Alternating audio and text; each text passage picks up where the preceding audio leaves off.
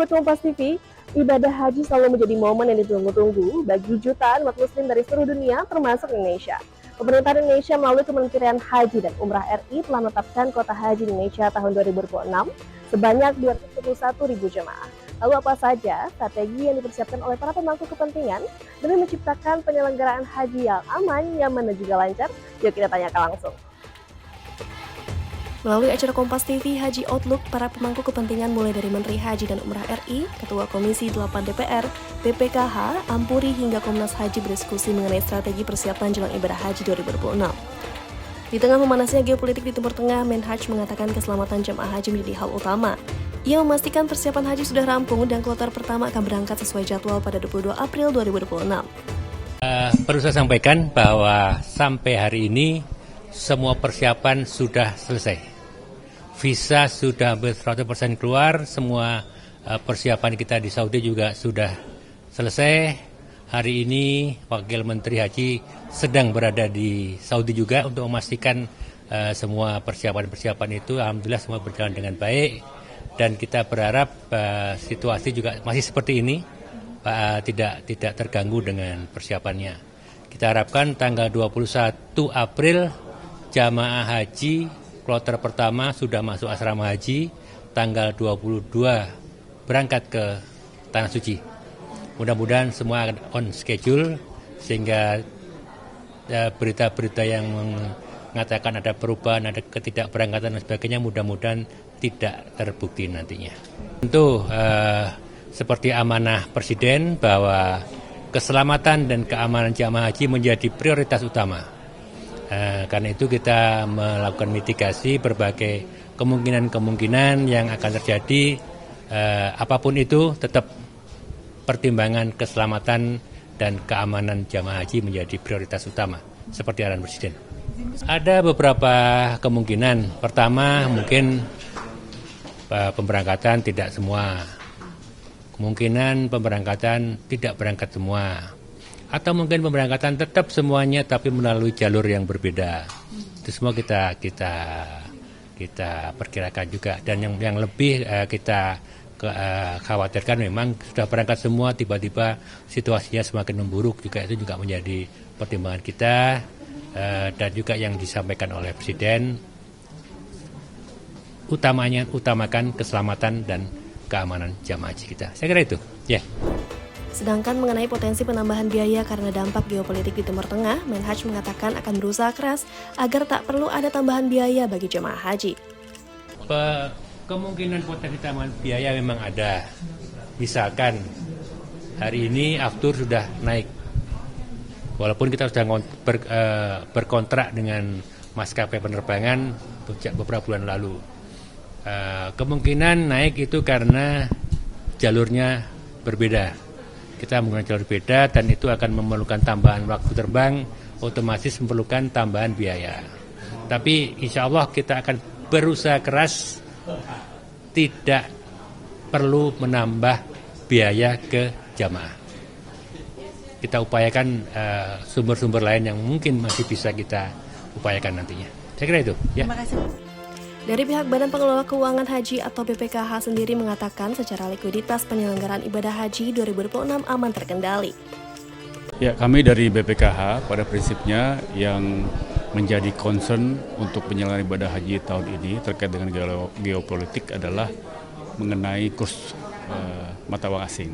Karena kita kan sekitar 80% dari biaya penyelenggara ibadah haji itu berasal dari US dollar dan Saudi real. Nah, tapi alhamdulillahnya BPKH sudah memiliki persediaan US dollar dan Saudi real jauh sebelum kondisi geopolitik ini memanas. Nah, sehingga kami sudah melakukan transfer ke Kementerian Haji sampai saat ini 50% dari total biaya penyelenggaraan ibadah haji di tahun 2026 dan US dollar dan Saudi realnya sudah dimiliki, dan yang kami lakukan adalah transfernya juga dalam bentuk US dollar dan Saudi real. Jadi insya Allah sih sampai saat ini secara likuiditas untuk penyelenggaraan ibadah haji dari keuangan BPKH aman, terkendali. Sementara itu, Ketua Komisi 8 DPR mengapresiasi persiapan jelang ibadah haji yang baik di awal. Namun ia mengingatkan Menhaj agar setiap proses dan kegiatan haji selama di Tanah Suci berjalan lancar hingga jemaah pulang ke tanah air. Persiapannya sesuai dengan jadwal. Yang kedua, bila dibanding dengan tahun lalu, ini jauh lebih siap. Seluruh tahapan sudah sesuai dan terselesaikan dengan baik. Tapi bukan berarti sesuai tahapan, sesuai jadwal itu menjadi lebih baik. Belum. Dari start awal iya. Tapi sesungguhnya pelaksanaan ibadah haji itu ada di lokasi. Di Mekah, di Arafah, dan lain-lain. Karena itu Komisi 8 membuat secara rigid. Umpamanya hotelnya berapa jauh jaraknya ke tempat-tempat ibadah, yang kedua berapa kapasitasnya, kemudian konsumsi kandungan nusantaranya, semuanya itu rigid sekali. Maka keberhasilan start awal ini jangan sampai rusak ketika berada di Saudi. Ini semua tidak ada gunanya, tidak ada artinya ini persiapan yang sudah matang dan cukup siap dibanding periode-periode lalu. Maka karena itu kita terus mengingatkan menteri, termasuk yang tadi saya sampaikan di salah satu pertemuan tadi, keberangkatan haji kita tahun ini mungkin agak panjang diskusinya karena ada tambahan biaya dengan situasi yang ada. Karena pada saat keputusan panja, dolarnya hanya 16.500, sekarang sudah 17.000 lebih. Kemudian aftur juga 2 kali lipat naiknya.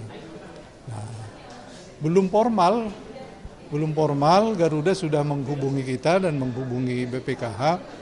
Mereka mungkin tidak mampu dengan kondisi seperti ini. Tapi kita berkomitmen bahwa jamaah tidak boleh dibebani. Tapi dari mana kita mendapatkan itu? Nah, pertama harapan kita ya pemerintah mendukung. Mau dari APBN atau mau dari Danantara. Yang penting haji tidak terkendala karena biaya. 2 kali belakangan pelaksanaan ibadah haji itu selalu berujung dengan pansus. Kalaupun yang terakhir pansusnya dievaluasi tidak dilanjutkan, tapi yang lalu pansus. Maka kepuasan survei yang dinyatakan oleh jamaah itu bahkan sampai 88%, tidak berbanding lurus dengan situasi yang kita dapatkan gambaran yang diungkapkan oleh jamaah lewat media ataupun media sosial. Nah, ini yang kita perlu ingatkan Menteri Haji untuk hati-hati semua di dalam tahapan-tahapan itu. Nah, Sobat Kompas TV, itu dia tadi sejumlah strategi keamanan hingga kesiapan layanan jelang ibadah haji 2026. Tentunya semua pihak memiliki perannya masing-masing demi memastikan ibadah haji 2026 berjalan dengan khusyuk dan juga tertib. Kita doakan semoga semua persiapan ini berjalan dengan lancar ya. Saya Esa Mulia Putri, pamit undur diri, sampai jumpa.